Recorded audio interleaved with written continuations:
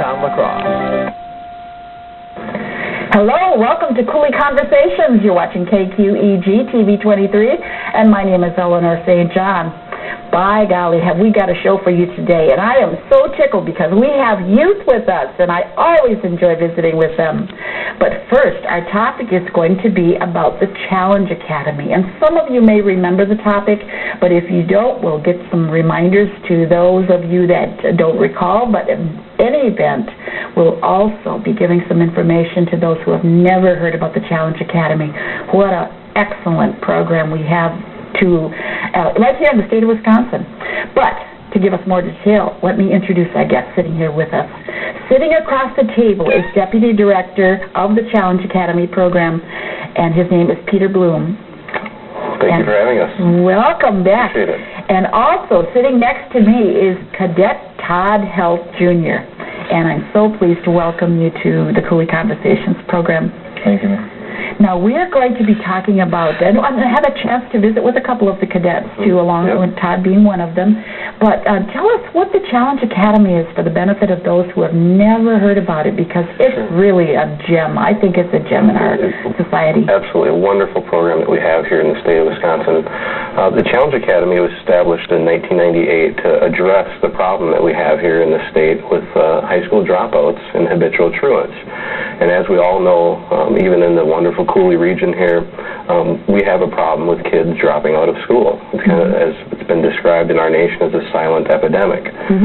In our state, we have 85,000 habitual truants and high school dropouts in Wisconsin. So in 1998, the state of Wisconsin spun up the Challenge Academy, a residential program located at Fort McCoy, right here in the region. We bring kids in 2 times a year, about 100 to 150 kids, and they'll actually live with us at Fort McCoy. So we're a residential school is what it really comes down to, or an alternative program, really, that we are for each school district within the state. So we serve the entire state of Wisconsin. Oh, my.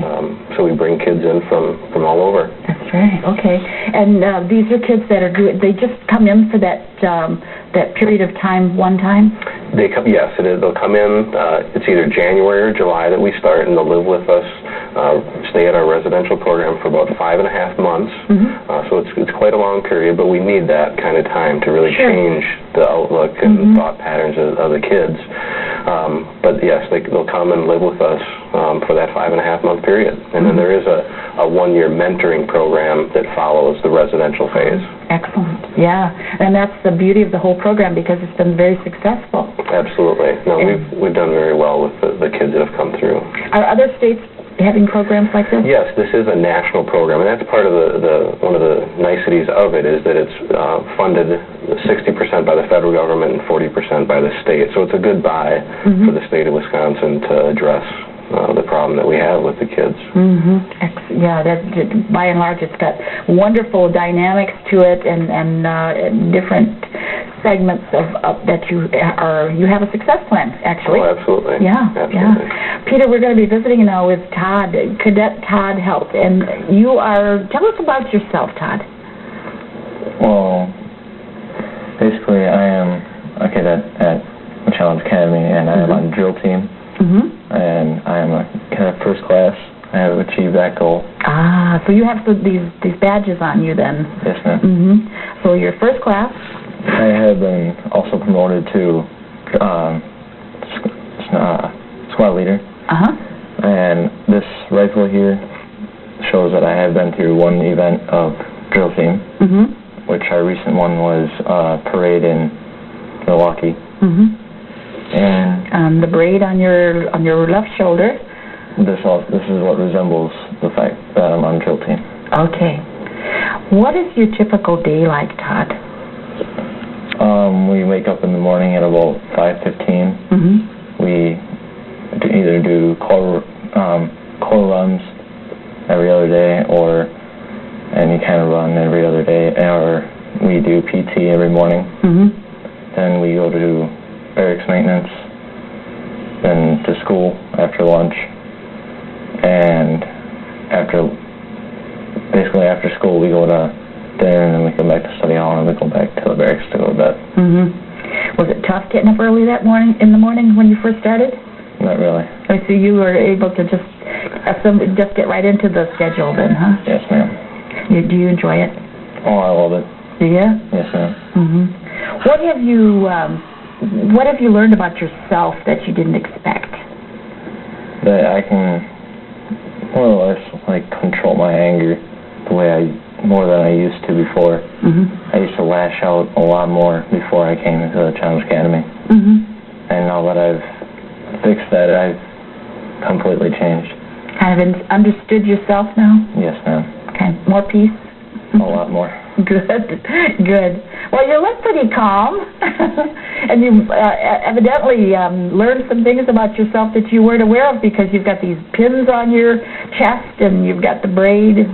Yes, ma'am. A lot of good success. And do you have any plans? Have you had a chance to take some time and think about what you want to do after your term is over? Yes, I have, and I plan on going to Western Technical College here in La Crosse for fire training. Okay. Become a fireman. Yes. And once I get on with that, I'm going to move to Chicago to be a fireman. Okay. Well, good luck. I wish you the best. Thank you. Because I know it was quite a struggle to get to this point in your life, and now you just got a lot of goals and visions ahead of you. Oh, yes. Yes, for sure. Do you find that there is a lot of success in the graduates of the Challenge Academy? Absolutely. What we see typically, and what we do as an organization, is look at the kids 1 year after they graduate. And what we're showing is between 70 and 80% of the kids 1 year after they graduate from the program are either employed or going to school full-time. And those are confirmed placements that we absolutely know that that's what happens, is going on in their lives. And more so, as you see here with Todd, this is the success.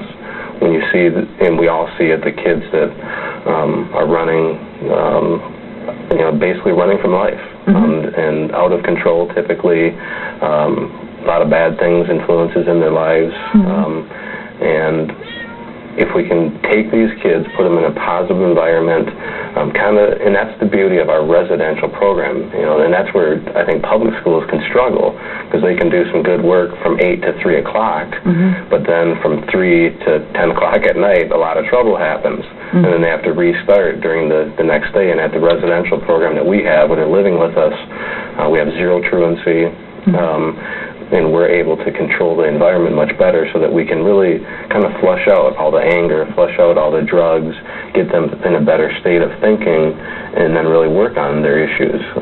The anger, a lot of it, the big thing that I see is a lot of laziness, just kids that don't want to work for what they want in life. Just kind of aimless frustration? Absolutely. And you can see, to a large degree, I can understand why a lot of kids are angry, and